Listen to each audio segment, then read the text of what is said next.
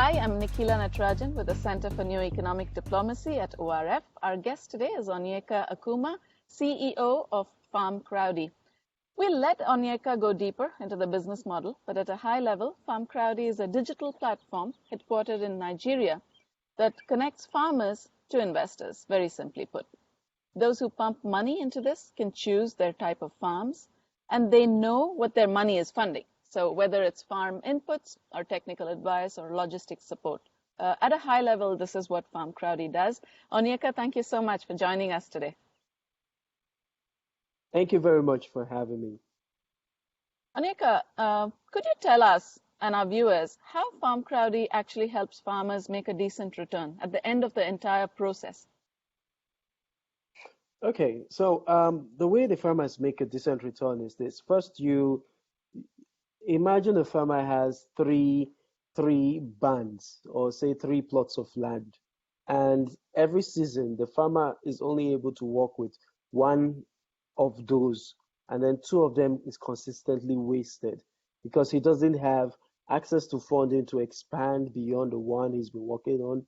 He doesn't have the right technical knowledge to improve the yield in order to get a decent harvest. Or 3, even if he takes care of those 2, he doesn't know where to sell what he has produced on those 3. So consistently, the average farmer in Nigeria is working on 1/3 of his capacity. What we do in Farmcrowdy is we sign up these farmers through their cooperatives or associations they belong to, and make those units, those extra plots available on our platform for people to sponsor. And when you sponsor those units on our platform, we gather that money, make available to the farmers the necessary resources that he needs to expand on those extra 2, provide the technical knowledge because that has been sponsored, and then provide that market for him to sell. So the average farmer on Farmcrowdy that goes through our model, just looking at the model this way, you see that he grows his income by 80% because now he's sharing profit on 2 extra plots that were initially wasted. Is now sharing maybe about 40% profit of that with the person that brought his money and Farmcrowdy. And so in 40/40, he's making 80% increase on his initial capital plus what he used to do on a regular basis before. So that is one way we help these farmers increase their income.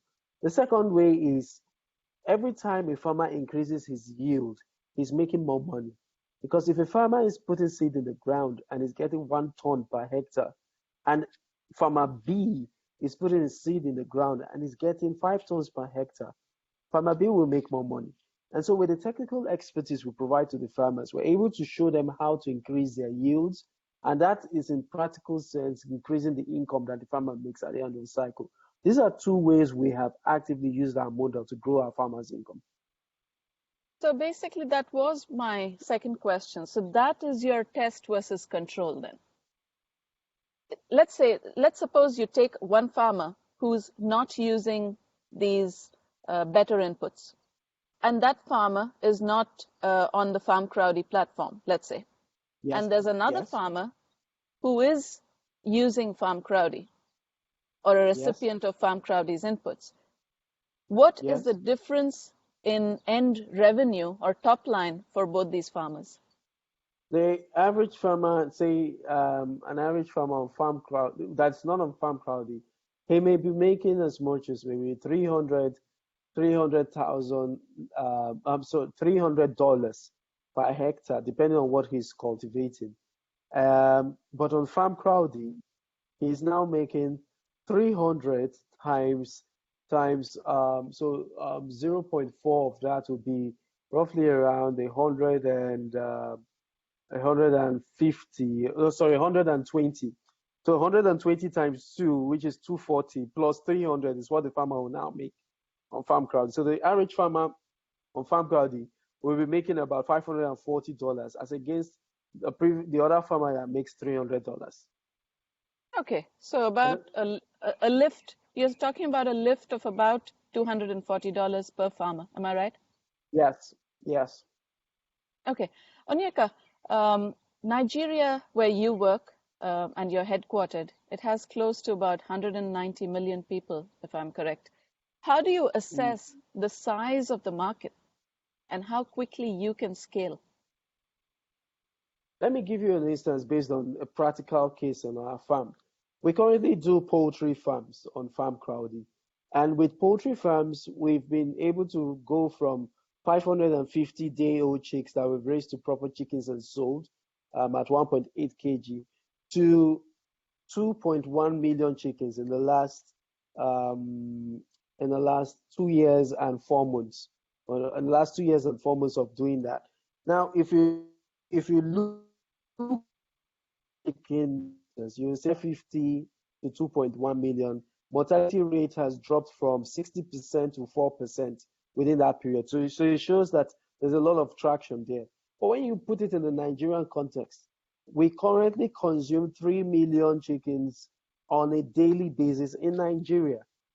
It tells you how big that market is. So our overall production in the last 2 years and 4 months still cannot meet a daily consumption for the entire country. So it tells you how much opportunity still remains there.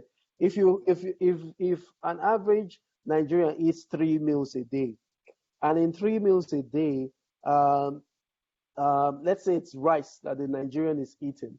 In 3 meals a day, he's eating rice, and an average bowl of rice, say it's about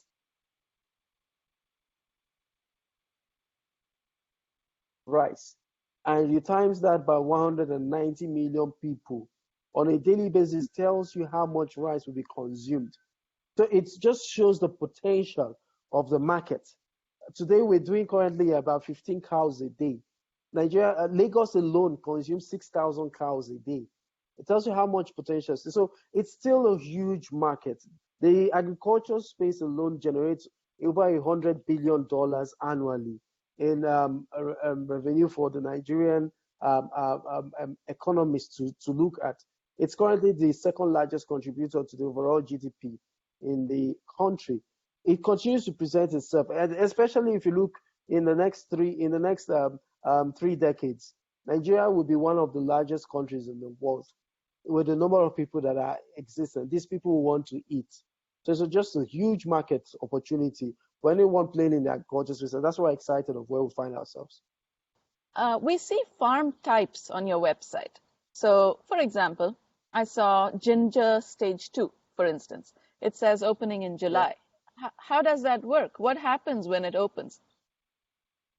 So what happens when the first ginger farm on our platform was live sometime around March, April, and that was money raised for a 12-month cycle that will allow people to get involved in the core production of ginger from the stage where you're doing land clearing to land preparation to actual buying of the sucklings and putting it in the ground. The second stage ginger farm that is on the platform is going to open from the point where you're doing, because ginger is a 12-month cycle. And we broke that 12-month cycle into 3 different opportunities to come in on that ginger cycle. So you come in the land preparation cycle, you come in the planting cycle, and you come in at the harvest cycle. And so when a person is sponsoring on the Farmcrowdy platform, especially for ginger, which we started this with, you can come in at those 3 stages and get involved with the ginger farm from that particular point in time of the farm cycle. And so when that money comes through our platform, what happens is we're able to buy whatever. So for instance, if you sponsored on the Farmcrowdy platform in March of 2019, what you will get is you'll be able to sponsor the production, so the land preparation, inputs, the training, the technical expertise engagement, all of those things that will go into preparing the ginger farm for the actual planting is what you will be sponsoring. And so we took things in different stages for people to understand what stage they are ready to come in and work with us on. Okay. How do you go about choosing where you will invest your resources, like the choice of crops? How do you pick and what do you leave out? We leave out perishables. We're not very comfortable today with perishables because of the risk. And this is because we want to make sure we work with the kind of crops. So we do more cash crops today, or stable crops that have a very they have longer life shelves than the perishables of tomatoes and vegetables. So you have maize, for instance. You can cultivate maize um, this year, and you warehouse your maize in November, and you don't have to sell that maize to July of next year. And so in that whole process of warehousing, cheaper warehousing and a longer shelf life, it helps us determine which particular value chain we can work with. Second, we want to make sure that we have the expertise within our team to actually manage that particular value chain. So we will only do value chains that we have people within the organization or partners that we can work with to cultivate and get the desired input, desired harvest. The third thing is we look for safe zones. So we won't take our investment and take it to a place where there's a high risk of clashes or conflict that are caused by other factors that we can't control, putting our investment at risk. So we're open to investments, but they must happen in places where we consider safe zones for us to do such investments. So these are maybe the three major things that help us to determine where we move money to. How does sponsorship work? How do you divide the returns between the sponsor, the farmer, and the company? So the way sponsorship works is this: when we get, let me pick corn for instance. When we get corn and we're trying to raise corn, say we get an order we will first look for an order for the contract that gives us maybe an order for 2,000 metric tons of corn at a particular price. That price allows us to know if the farmer is able to match 2 tons, 3 tons, 4 tons per hectare at the end of the cycle. That farmer is then able to get us the desired return after harvest because of the forwarded contract. So the way it works is we get that forwarded contract or a purchasing order. We know how much the margins are, assuming we get the right harvest. We take those margins and discuss with the farmers that in every 1 ton you will make maybe $20, and we would take $20. So that's the conversation we have with the farmers. Now, we will then decide how much of the $20 we're going to give investors at the end of the cycle, so that at the end of the cycle, investors see a return after harvest that is a share of the profit from what was generated at the end of the sale.